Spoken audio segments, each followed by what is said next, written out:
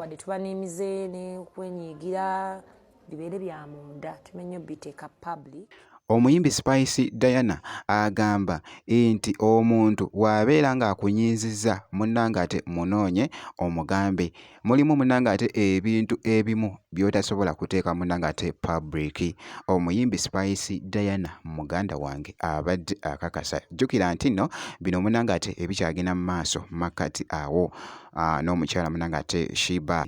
Wabula ng'ate Shiba kyakoze munnange ate Japan muganda wange abaggunze omuziki ogumu ne gukwata ettaka so ng'ate Ziza Bafana avuddeyoko munnange n'awabulamu omukyala munnange ate Shiba ku kya podcast. Ino ntandise munnange ate ne Spice.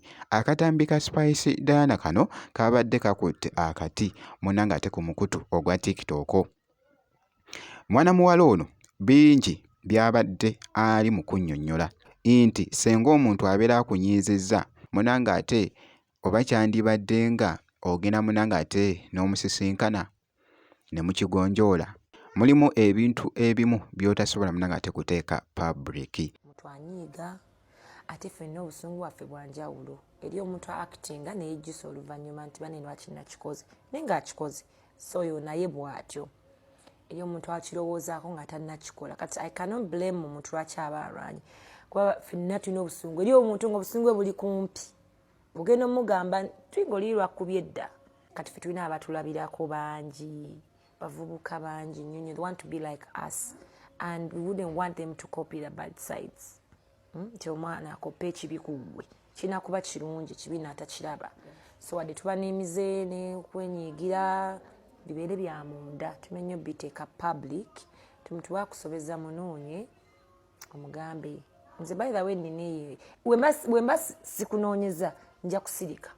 Era when I talk and come out and say something, manya kibaddewo ebbanga kinnumye kinsusseeko. I've tried to deal with it munda nekigaana. Then publicly nendyoka nkola ki?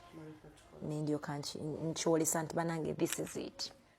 Byebimu ku byabadde ayogera wano mu katambi kano. Omuyimbi munnange ate Shiba yabagambye abawagizi be bano n'abagamba nti nno mwebale munnange ate kujja. Omanyi kye bayita okubeera e Japan eri muganda wange naye abantu ne bajja mu bungi ne bakusapootinga.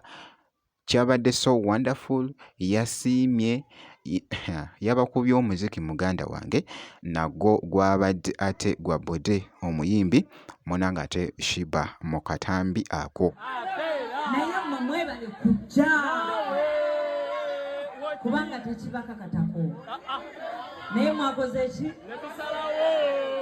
Njagala weewanikire omukono nga wazze.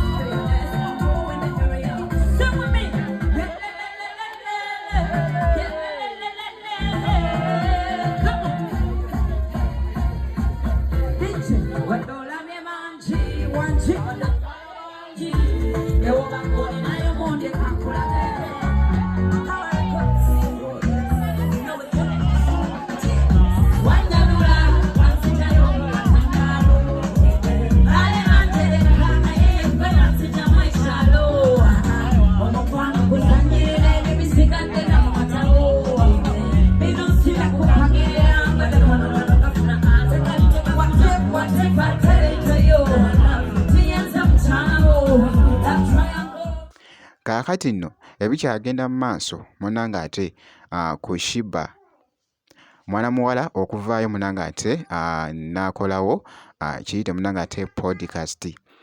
Era nga podcast eyo avaayoko n'abako munnange ate byayogera nga omukyala. Omuyimbi munnange ate Ziza Bafana avuddeyoko n'abaako munnange ate byamuwabula. Wamanzi mwannyinaze Shiba kyenkusaba oli star. Naye munnange ensi Mukama yagitonda bwe kityo bwe kiri. Omusajja aba musajja, omukazi aba mukazi. Gwe mpaka munne mwannyinaze wolikiriza nti oli mukazi, you have to be under a man. Munnange kyobula mu nsi ebintu byonna bikolebwa abasajja. N'ennika gy'oyambala esobola okuba ng'eriko man made. Buli kintu kyonna ky'olaba kiri man made.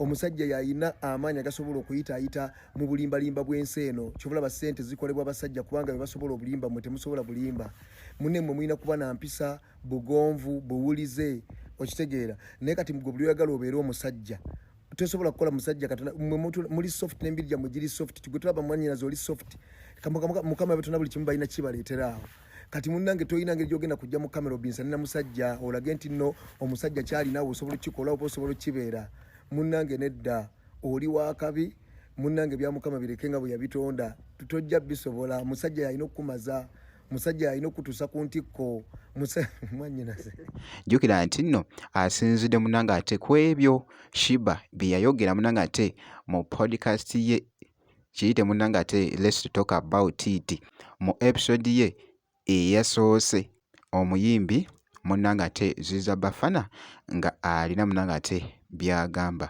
omuyimbi munnange ate Shiba so weebityo weebitambudde Ziza Bafana munnange ate bw'atyo bw'abadde agamba kaakati nno ebisigadde byonna mbikulekedde munnange ate mu comment section so ky'olina okukola ku subscribinga ebisigadde byonna bambi tujja kubeera nga tukutegeeza kasita obeera ng'osubscribinze